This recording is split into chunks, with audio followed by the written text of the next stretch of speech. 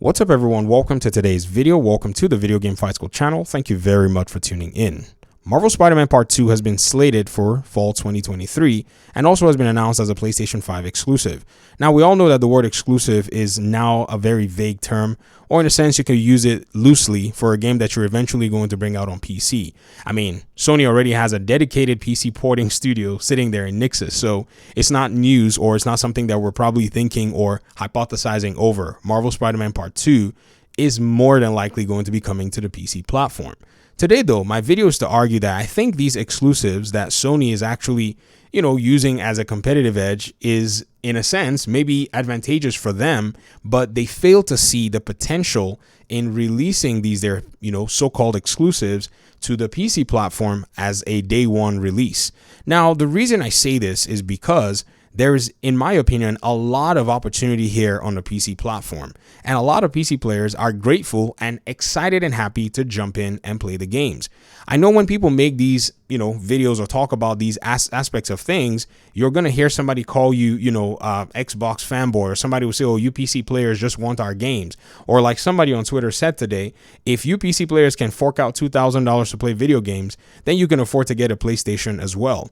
Well, yeah, but most PC players already have a PlayStation if they wanted to play Spider-Man. I remember many of them getting PlayStation 4s and 5s when Marvel Spider-Man first came out in 2018, as well as when they wanted to play games like God of War Ragnarok, respectively. So it's not really a big deal for most people who play, or pay a lot of money for their gaming PCs.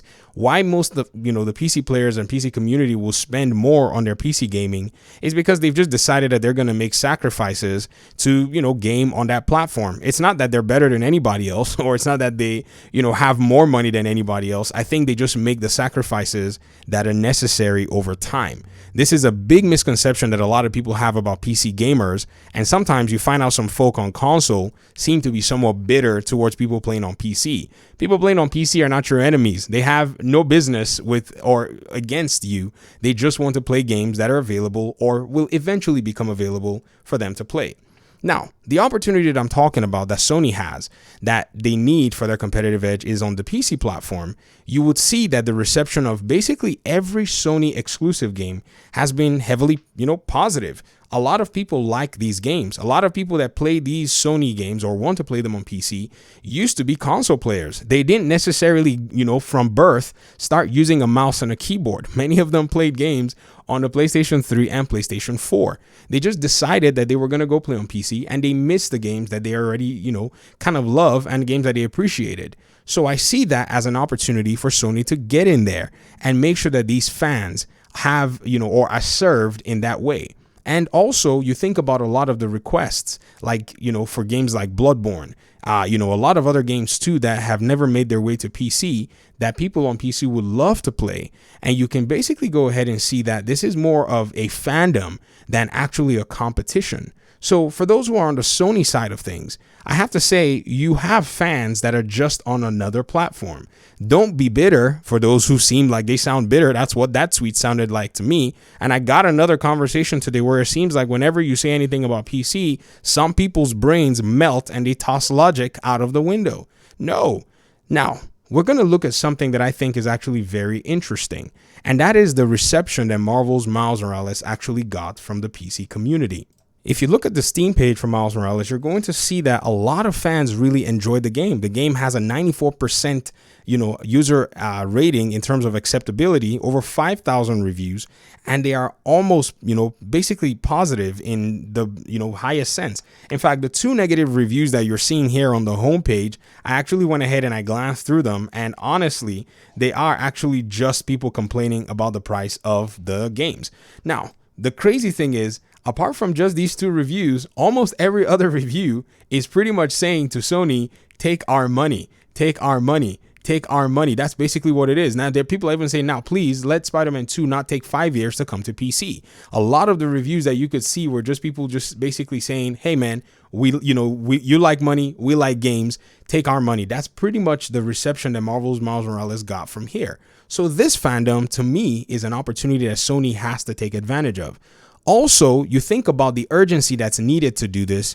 It actually comes to full circle where you see that right now, Xbox and Microsoft is actually moving and closing in on this competitive edge that Sony used to have in exclusives. Microsoft is straight up just buying them outright. They're not taking the 6, 7, 8 years, or they're not wanting to take the 10, 12-year development cycle to basically achieve this status. They want to achieve it overnight. And Sony does not have the luxury to be playing this game of not letting Microsoft acquire Activision. Ladies and gentlemen, I don't know if you've actually thought about this from a whole different perspective. If Microsoft cannot acquire Activision, they can acquire the rights to Call of Duty, which is basically the, hardcore aspect of the whole conversation. They can acquire the rights to Candy Crush. They can acquire the rights to those Activision games and piecemeal them back and forth. Before you know, all these games would be under Microsoft under another name. So Sony cannot perpetually continue to use this crying and whining strategy, but instead they can go on the PC landscape and heavily compete by putting their library on there and giving accessibility to the PC players. Folk, I'm telling you, if the competition gets too rough, the amount of investment being used to make these single player games are eventually going to start looking really weird for Sony. Sony is going to get to the place where they don't see any reason to justify all of these single player games, and it's eventually going to hurt those who are on console. So I think what you should be rooting for is that you have an expanded player base, and PC is the neutral ground where you can keep your console war if you want to fight with the Xbox people and still have a fandom that is able to continue to support this kind of gaming. Because honestly, 5 years after release is not the most healthy release cycle for a lot of these video games. Already you could see that, sure, Miles Morales did get very good reception. It did not basically hit what I think could have been its full potential if, say, it had landed day one on the same day as your PlayStation versions. There's no doubt about that. If it sold 33 million copies on console, that's basically the Marvel Spider-Man 2018. Can you imagine how much more it could have sold on, say, if you think about it, say, if it came on a day one sale, that would have been insane if you could actually do that at that time. But in today's day and age, I think a lot of times the big picture is missing. And if Sony can just tap into the big picture, which I know they have and I know they're looking into, they are definitely going to be able to go ahead and utilize this. Now, before I end the video, I understand and I know that there's someone that's going to say, well, if they bring out these PC, versions of the game day one, it's going to be an insult to the fans. Yo, you will feel more insulted if Sony did not want to invest in making these games anymore because the market conditions have now become unfavorable. So that insult, maybe you can probably, in a sense, deflect with that particular, argument, which I think is kind of weak. But man, if you think about the long term and if you think about the future, you'll realize that this strategy is no longer going to hold water. Watch and see Microsoft take Call of Duty. It's going to happen. And Sony better find a way to respond, or at least find a way to, go through the back door and start competing on another front that's going to keep Microsoft busy.